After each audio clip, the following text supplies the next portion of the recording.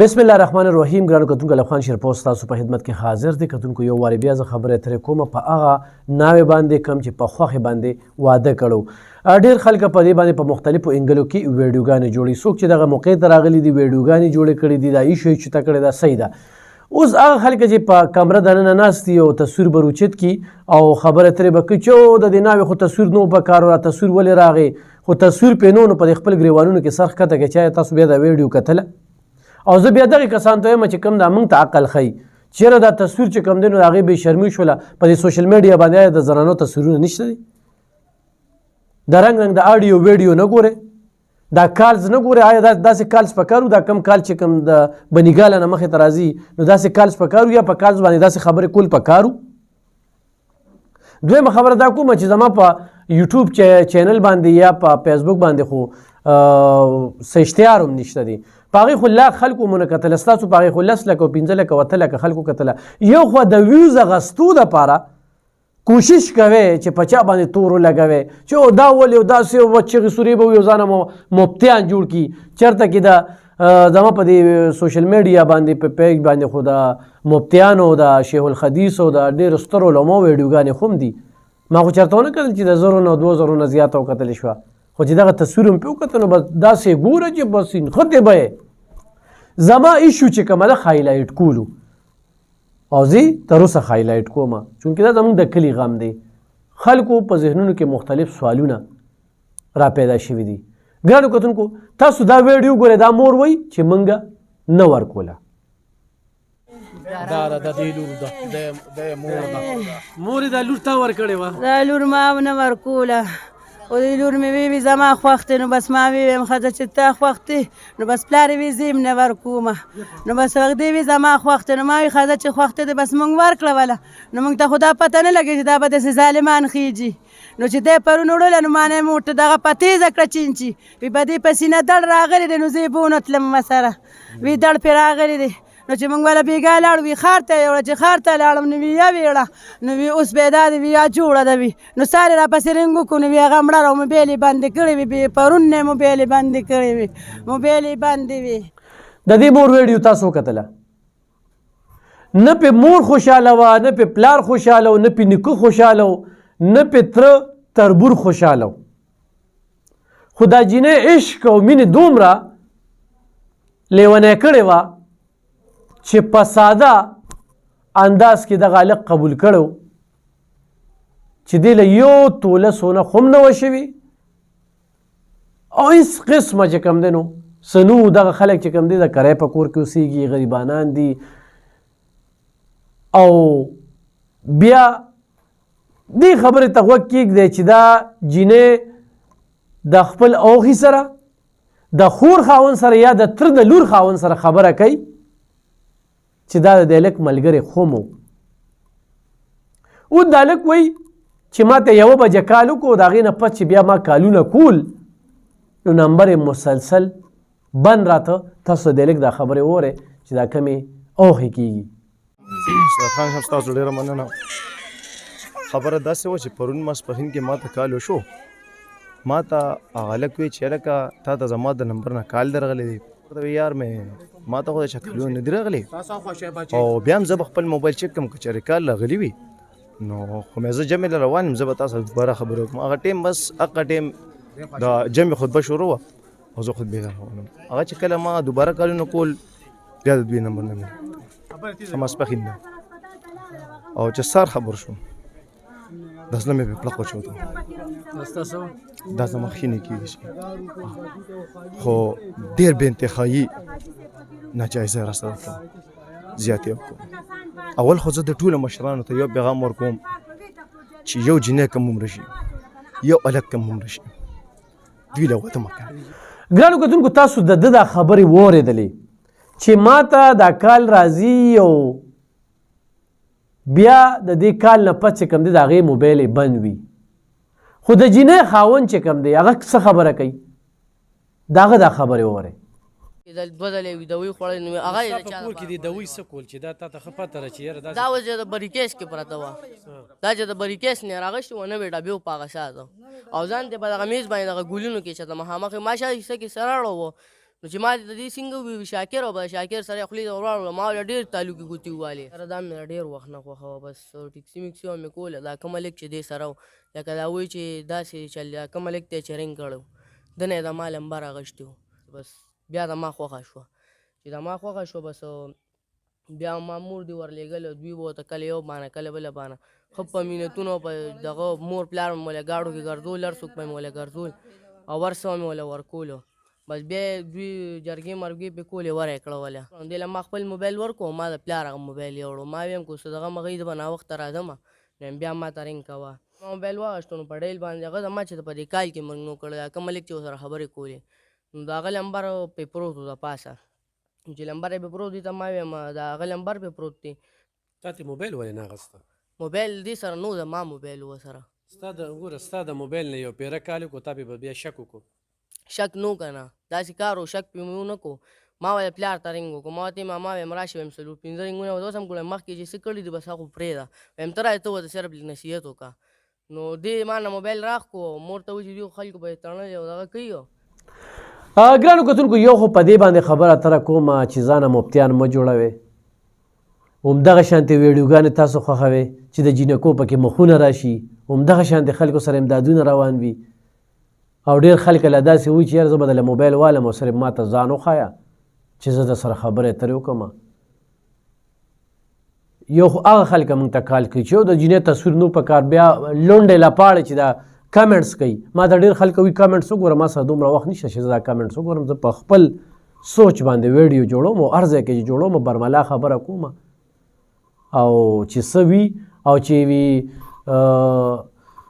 ښځو خاوند رضا وي هغه میا بیوي راځي توکیه کریږه قاضي چې هغه خلکو دا تصویرونه وایرل کړل او دا د هغوی په خوښه باندې دا ویډیو راځي نو ستاسو پکې څه کار دی اوس دلته کې به زه څو سوالونه مخې تږدم په دې واقعه باندې د پولیس بې حسي خو هم دی کې لا شته پولیس نه زمونږه پورې غوښتنه ده چې زر تر زره د دې قتل تحقیقات وشي په دې باندې چې یو خو د دې جینۍ دا هلک دومره زیات خوښ و چې مور پلار یې هم خفه کړل نیکه یې هم خفه کړ رشته دار یې هم خفه کړل او چې وی د سره به واده کوم او د هغې عزت او په تیاره باندې هېڅ قسمه تاسو کمره ګورئ چې په هغې کې څه تیاري نشته دی هغه شانتې سامانونه نه دي شوي په الماری کې شیشه نشته دی ځمکې فرش نشته دی خاورې دي د دې جینۍ دا کالي خو تاسو وینئ نو دا کالي نه دا د زیړو دي بیا دغې کور ته واده کېږي هلک وایي چې ما ته دروازې کال کېږي د هلک خاوند وایي چې نه دا د شپې 1 بجې کال کوي بیا دا موبایل چې کوم دی دا د دې خاوند دی او په وړه خبره پې دغه هلک شک کوي او بیا د هغه خبره چې وي زه د پلار ته ویم او د دې نه مخکې چې دا جینۍ د څونه رشته دارو کره تلې ده ډوډۍ ورله کړې ده نو ډېرو کره په پټه تلې ده او ډېرو کره چې ښکاره شوې ده نو دا هلک ورپسې تلې ده او بیا راوستې ده اوس دننه دې ژوند څنګه و اوس دا زهر چې دې مخکې هم 2 پیرې زهر خوړلي دي نو په هغې کې مړه ولې نه شوه او ولې یې خوړل ضرورت سو چې دې د دې هلک د وینا مطابق چې مخکې 2 پیرې خو هم دې زهر خوړلي دي بیا مور یې وایي چې دا زهر یې ځان سره د کور نه روړی و خاوند یې وایي چې دا زهر دا په دغه بریف کیس کې پراته و دا زهر د کور ته څنګه راغلل بیا په دومره دغه سره تاسو دا تصویر چې کوم ګورئ نو دې کې دا صادر چې کوم دی نو په دې باندې هغه د زهرو هغه اثرات چې څه په دې ځای وښلي شوي د هغه ترې نه څه وتلي دي نو هغه په دې دغه باندې پراته دي نو په داسې حالاتو کې د جینۍ ځان ولې وجه چې هغې خپل ټول خاندان خفه کړ او د دې هلک سره یې واده کو د دې سوال جواب چې کوم دی دا او پولیس د تحقیق نه پس او د پوسټ مارټم نه پس چې دې له دا زهر ورکړي شوي دي دا زهر دې خوړلي دي دې له په مرۍ باندې غلي شوي دي قبل از وخت موږ قسم قسم تبصرې او قسم قسم خبرې ترې کوو خو دې وخت کې د پولیس چې کوم دی نو لا هېڅ قسمه کردار په دې کې په نظر نه راځي او داسې ده چې دا فایل بندیږي او دا مرګ چې کوم دی نو دا مخ په وړاندې نه ځي نو لا تر اوسه چې کوم دی د دې لټون نه دی شوي چې دا چا ولې پسه څنګه د دې سوالونو جواب لا نه دی میلو. د مور خبره تاسو کتله چې موږ نه ورکوله، هغه لږ خبره چې 1 بجه راته کال شو، د جینۍ د خاوند خبره چې د شپې کال شو. او بیا زه دا خبره کوم چې موږ په ښځو باندې په دونه وړو وړو خبرو باندې شکونه کوو، نو نه په ځان اعتماد شته نه په بل اعتماد کوو. او شکمن سړي سره ژوند تېرول دا هم ډېر ګران وي. او بیا چې دومره په مینه محبت باندې واده کیږي نو د هغې نه پس دغه شانتې خبرې مخې ته څنګه راځي. نو داسې هېڅ قسمه خبره نشته چې موږ د جینۍ د چا سره تعلق و. ما د قسم قسم خلکو خبرې وکتلې چې د جینۍ د یو سره تعلق و، د بل سره تعلق و. موږ هم په دې علاقه کې ژوند کوو، په دغه کلي کې موږ هم یو، په دې کې موږ هم میشته یو. نو بې ځایه قبل از وخت په چا باندې تورونه مه لګوئ، څوک مه بدناموئ. او زه دغه لنډو لپاړو ته وایم چې تصویرونه مې بیا ورکړل. د دې تصویرونو په وجه تاسو دا ویډیو ګورئ، ګینې داسې تاسو ویډیو ونه ګورئ. او د داسې تصویرونو په وجه باندې زمونږ هم څه میسج لږ زیاتو خلکو ته لاړ شي چې یو کم عمره خلکو له کم عمره بچی مه واده کوئ، کم عمره هلک له واده مه کوئ چې هغه په کور کې خپله فیصله نشي قایمولی. بله خبره دا ده چې د مرګ په داسې حالاتو کې تاسو له قانون اسلام اجازت نه درکوي. بس ښه خبره دا ده چې پرېږده، بل نور مې د سر ژوند نه تېرېږي. دا نورو خلکو ته هم وایم، خو چېرې ستاسو د ښځو سره داسې روانې وي نو د وجلو مو ورسره څه کار نشته. پرېږدې پلار لی ورولېږې چې دا لور موالی بس مبارک هم شه. دا خبرې دي. په علاقه کې جرګه وي، په علاقه کې مشران وي، مخکې خو چېرته داسې خبرې رانهلې، خو په یو ورځ کې یکدم چې کوم دی جینۍ زهر واچو وخوړل.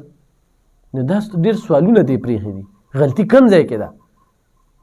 هغه غلطي مخې ته راوستل دي.